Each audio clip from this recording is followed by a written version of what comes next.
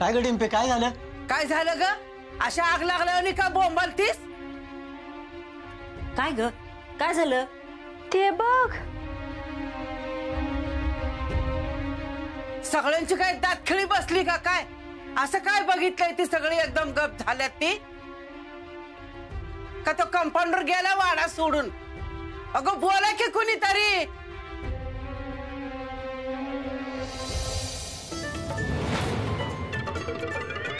अहो आत्या, टोनी अभ्यासाला बसलाय. काय? त्याला काय झपाटलं बिपाटलं का काय? टोन्या आज दिसकणकडे उगवलं रे. ती न सांगताच अभ्यास करायला बसलाय. अगं मम्मी, ती मंजू दीदी नव्हती का म्हणली मोठ्यांचं ऐकायचं असतं म्हणून? आणि तू पण म्हणलेली का नाही लय अभ्यास करून मोठा साहेब बन?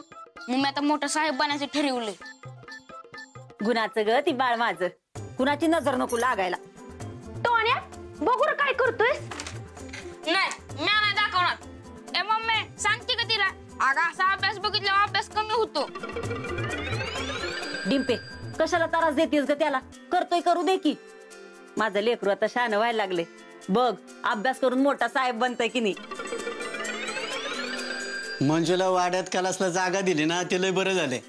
त्या निमित्तानं टोनी आपला अभ्यासाला तरी बसलाय.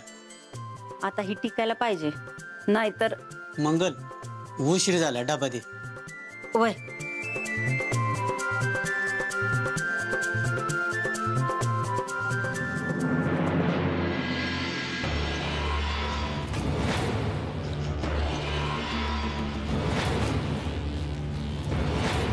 हे प्रकरण वेगळं आहे.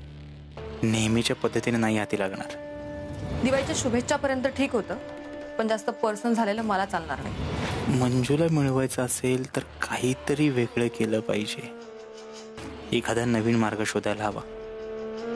तिला माहिती आहे ती खूप सुंदर आहे. मी काय वेगळं सांगतोय? त्यात ती मुंबईत राहिलेली, त्यामुळे मी माझ्याबद्दल सांगूनही फार इम्प्रेस नाही होणार. तिला काहीतरी करून अशा प्रकारे मुठीत घेतलं पाहिजे की ती स्वतःच माझ्या मिठीत येईल.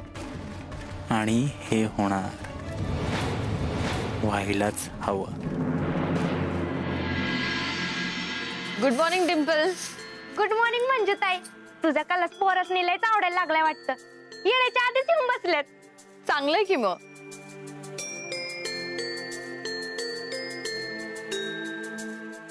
काय ग, काय झालं? अशी का बघतेस? कसली भारी दिसतेस तू. तुझा नवरा किती लकी आहे ना. तुझा नवरा तुम्हारी तारीफ करते हो, बिलकुल नाही थकता होगा. शुभंकर कुठे गेलाय? दिसत नाहीये. मला नाही वाटत तो कलसलय. सकाळपासून गायब आहे ते. त्याला शिकायचं नसेल ना म्हणून लपून बसला असेल कुठंतरी. चला रे, चला चला. हा चला, हळूहळू चला. चला चला क्लासला चला. चला सोन्या, हे काय र? अगं पोरं घेऊन आली क्लासला. अरे पण ही अशी बांधून? होय. अगं मंजू दीदी ह्यांच्या घरातली म्हणली की क्लासला येणं झालं, ह्यांना बांधून ने, म्हणून ह्यांना बांधून आणलं. आणि तुला तर माहितीच आहे मी मोठ्यांचं किती ऐकतो आणि अभ्यास किती महत्वाचा आहे हे माझ्यासारखं सगळ्यांना नाही कळत. तुला कधीपासून कळायला लागलं? मला पहिल्यापासूनच माहित आहे. मी समजावलं ना म्हणून उद्यापासून 4-5 पोरांच्या आया त्यांना क्लासला पाठवणार आहे ती. काय सांगतोस? थँक्यू शुभंकर. आता त्यांची दोरी सोड आणि चला क्लासमध्ये येऊन बसा सगळ्यांनी. हा चला चला.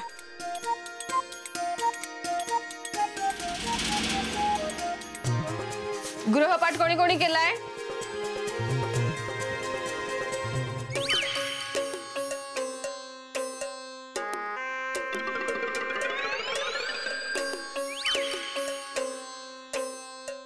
हे काय कोणीच नाही केलं?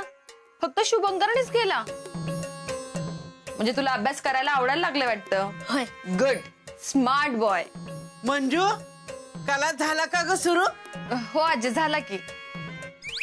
तुला कुठल्या पोराने त्रास बिरास दिला ना तर मला सांग, त्याला डाबऱ्यातच घालते बघ. त्याचं मडच बशी होते. नाही अगं, सगळी मुलं शांत आहेत. अगं बाकीची शांत आहेत पण आमचा हैवान कुठं शांत आहे. त्याच्या अंगात बारीक कळ आहे. हळूच पादायचं आणि कुठलं वास येतोय का म्हणायचं अशी त्याची गत आहे. मी नाही आजी म्हणते तसा. मला माहितीये तू ना स्मार्ट बॉय. मंजू इकडे ये ग जरा.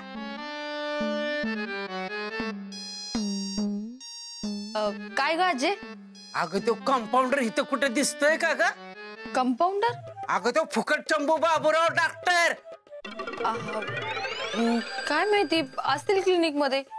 का काय काम होतं का? काय नाही त्याने जर का तुला त्रास दिला ना तर त्याच्या किरडीचा बांबूच मोडीन बघ. आणि त्याला चांगलंय ना वल्या फोकळ्यानं फुकून काढी. अगं आजे तू इथं असताना मला त्रास द्यायची कोणी हिम्मत करेल का? त्याची काही गरज पडणार नाही बघ. तू बस इथे मी पोरांना शिकवते. हा ही क्रीम आणि ह्या गोळ्या 1,500.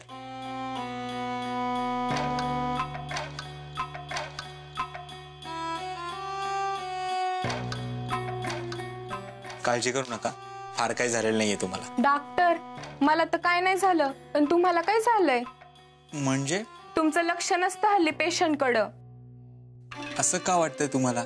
मागच्या वेळी मी आले होते तेव्हा तुम्ही माझ्याकडे नीट पाहिलं पण नाही. मी इतकी नटले सजले होते पण तुमचं लक्ष भलतीकडच होतं कुठं तरी. असं कसं? माझं लक्ष नसतं तर तुम्हाला गोळ्या औषधी कशी दिली असती मी? तुमच्या चेहऱ्यावरचे पिंपल्स गेले नसते, तुमचा चेहरा इतका उजळला नसता. खरंच डॉक्टर उजळलाय चेहरा. Doctor doctor doctor doctor doctor मला तपासा प्लीज. तपासा डॉक्टर मला. मिस्टर विजय आता या इथे आहेत ना, यांचं झालं की तुम्ही या बाहेर जाऊन बसा. मी बाहेर बसू? हो बसतो.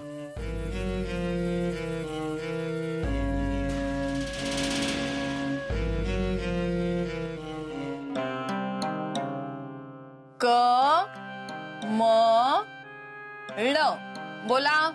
सोडणार नाही मी तिला. जीव घेईन मी तिचा. सोडणार नाही.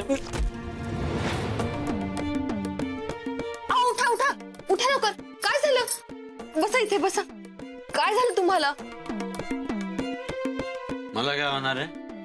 विजय मी विजय पतसंस्थेचा अध्यक्ष. अख्ख्या गावात कोणाची हिंमत नाही माझ्याकडे डोळ्यावर करून बघण्याची. विजय म्हणजे सदाप्पांचा मुलगा? हे तुला माझ्या बाप्पाचं नाव कसं माहिती? रेश्माने सांगितलं ना तुला? कुठे रेश्मा? कुठे आहे माहिती आहे ना तुला? रेश्मा कुठे सांग. विजय रे काय काय अवस्था करून घेतलीस ही तू? डॉक्टर आमच्या घरी या की एकदा फराळाला. घरी? का काय झालं? तुमच्यासारख्या देव माणसाचे पाय आमच्या पण घरी लागू द्या. फार लांब नाही आमचं घर. तुम्ही नाही का त्या अपर्णाच्या घरी येत होता? ते नाही का तिची आई आजारपणात वारली आणि त्या अपर्णानं आत्महत्या केली, तिथेच जवळ आहे आमचं घर.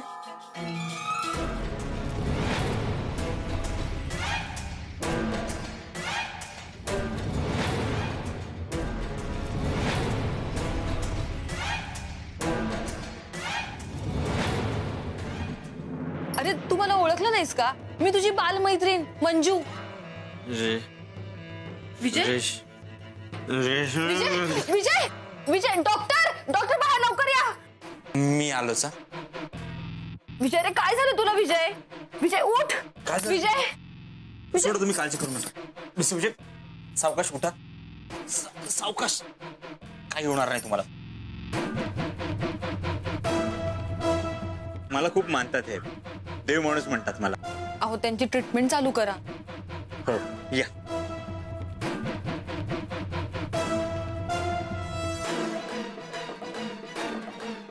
डॉक्टर या मग एकदा फराळाला घरी.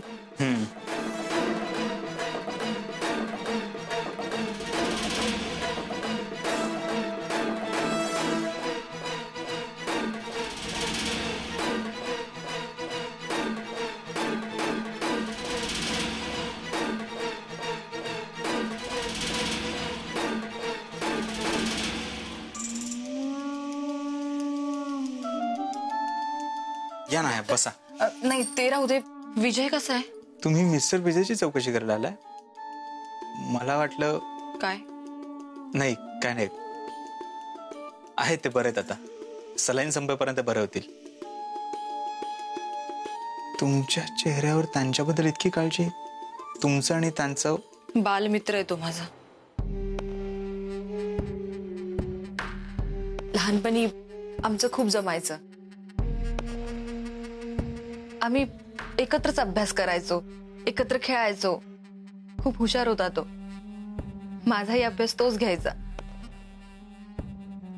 आपल्या जवळच्या माणसांबद्दल खूप पॉझिटिव्ह होता. त्याला जेव्हा कळलं की मी गाव सोडून मुंबईला चाललीये तर आठवडाभर रडत होता. त्याला त्याची जवळची माणसं लांब गेलेली सहन होत नाही. आपली जवळची माणसं लांब जाऊ नयेत म्हणून सतत त्यांची काळजी घ्यायचा. सगळ्यांना वाटायचं की तो खूप हट्टी आहे, पण मला माहिती होतं की तो खूप हळवा आहे. माझा स्वभाव पण असाच आहे. म्हणून तर गावातले लोक मला देव माणूस म्हणतात. मुंबईतलं क्लिनिक बंद करून मी इथे आलो. विजय, विजय रे, कसं वाटतंय तुला? तू मला नाही ओळखलंस? मंजू, हा, माझ्याने मला सांगितलं होतं तू गावात आलीस म्हणून. बदलली असतो खूप. तू सुद्धा. किती दिवस आहेस गावात? मिस्टर विजय, तुम्हाला आरामाची खूप गरज आहे. हे सलाईन संपेपर्यंत आपण बाहेर बसून गप्पा मारूयात का? मी आहे वाड्यात. तुझं सलाईन संपल्यावरती सांग. काळजी घे. मला तुझ्याशी खूप गप्पा मारायच्यात. आराम कर.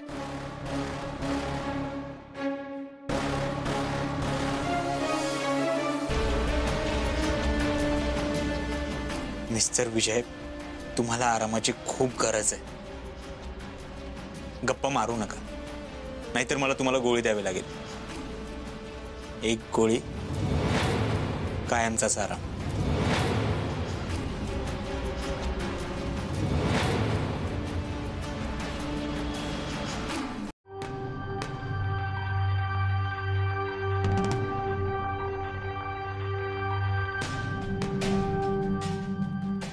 Excuse me. हा, तुम्ही घरी गेला तरी चालेल. नाही मी थांबते. विजयशी जरा मला बोलायचं होतं. कशाला वेळ वाया घालवताय? नाही म्हणजे ते तुमचे असतील जवळचे मित्र, पण सध्या परिस्थिती वेगळी आहे. तुम्हाला माहिती त्यांची अवस्था अशी कशामुळे झाली आहे? नाही, मला काहीच माहित नाही. मिस्टर विजय खूप विक्षिप्त माणूस आहे.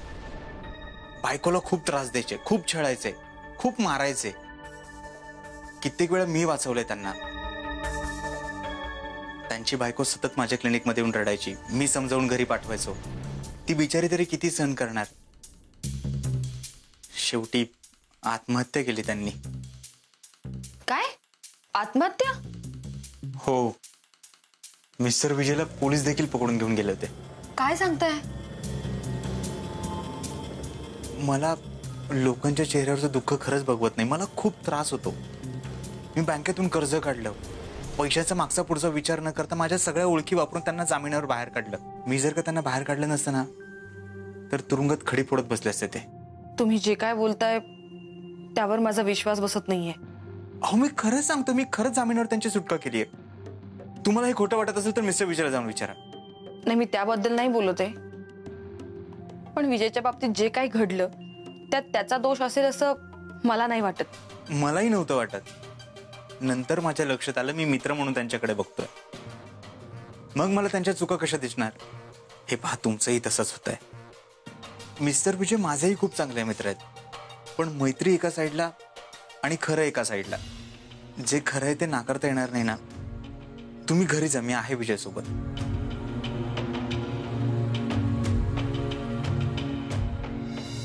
ठीक आहे, जाते मी.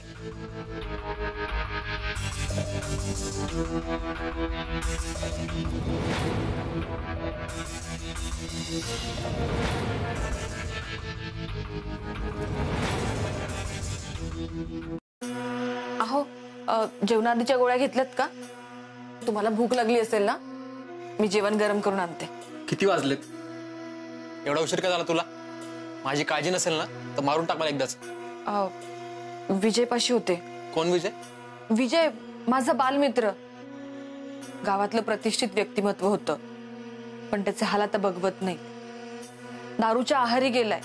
बायकोशी त्याचं सतत भांडण व्हायचं, म्हणून ती पळून गेली. गावातले लोक म्हणतात की तिने आत्महत्या केली. काही लोक म्हणतात की ती जिवंत आहे. खरं काय हे कोणालाच माहित नाही. मुद्दाम सांगते ना मला ही गोष्ट. मी चिडचिड करतो म्हणून? जा तू पण पळून जाते बायको सारखंच. नको रो माझ्यापाशी. अहो असं काय बोलताय तुम्ही? खरं तेच बोलतोय.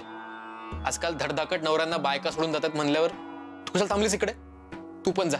जायचंच असतं ना तर 10 वर्षापूर्वीच गेले असते. इतके दिवस थांबले नसते तुमच्यापाशी. मग का थांबली आता? कारण माझं प्रेम आहे तुमच्यावर. गुंतलीये मी तुमच्यामध्ये. तुम्ही माझं ओझं नाही तर जबाबदारी आहात. तुमची सेवा करतेय मी. जाऊ दे, तुम्हाला नाही कळणार. जेवण वाढून आणते. सेवा नाही उपकार करतेस माझ्यावर तू. अशी अवस्था बघून गंमत वाटतं ना तुला? तुझ्याशिवाय काय करू शकत नाही का मी? असं वाटतं का तुला?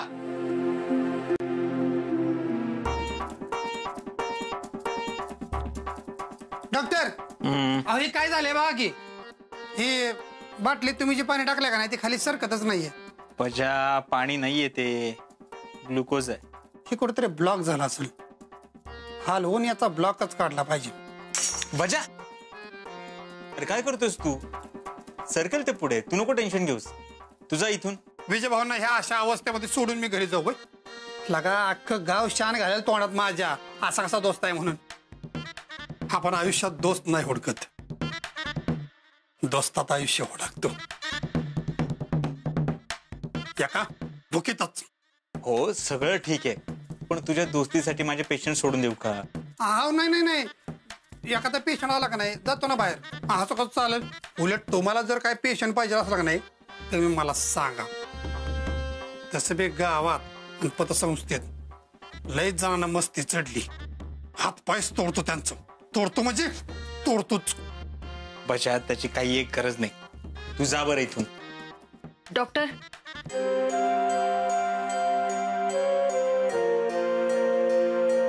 डॉक्टर विजयसाठी डबा आणला होता. मंजू विजय भाऊंना भेटलीस का? हो भेटले ना. बघ की काय अवस्था करून घेतली त्यांनी स्वतःची. आता काय ते तूच सांग, तुझं तरी ऐकतील ते. हो सांगते. येऊ का डॉक्टर? म्हणजे हो डॉक्टर विजयसाठी डबा आणला होता. अहो याची खरंच काही गरज नव्हती. एवढ्या लांबून एवढ्या उन्हात याची काय गरज होती? उन्हाने काय हाल झाले तुमचे. काल किती लाल झालेत. नाही मला तसं नव्हतं म्हणायचं. म्हणजे मी मंगलताईंना सांगितलं असतं जेवण बनवायला, किंवा माझा डबा दिला असता. डॉक्टर तुम्ही पेशंटची एवढी काळजी घेता हे बघून खरंच खूप भारी वाटलं. तो जागा झालाय का नाही? म्हणजे मला जेवण वाढायचं होतं. ते आराम करतायत. तुम्ही मंगलताईंकडून त्यांच्यासाठी पाणी घेऊन येता का? मी उठवतो तोपर्यंत त्यांना. हो आणते.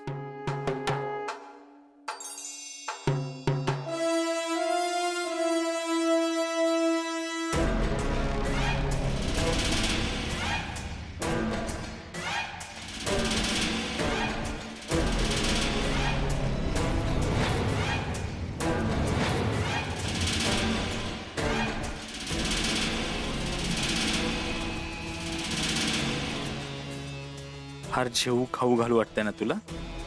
डबा आणू वाटतोय? आता आण डबा. पोटभर खायला घाल.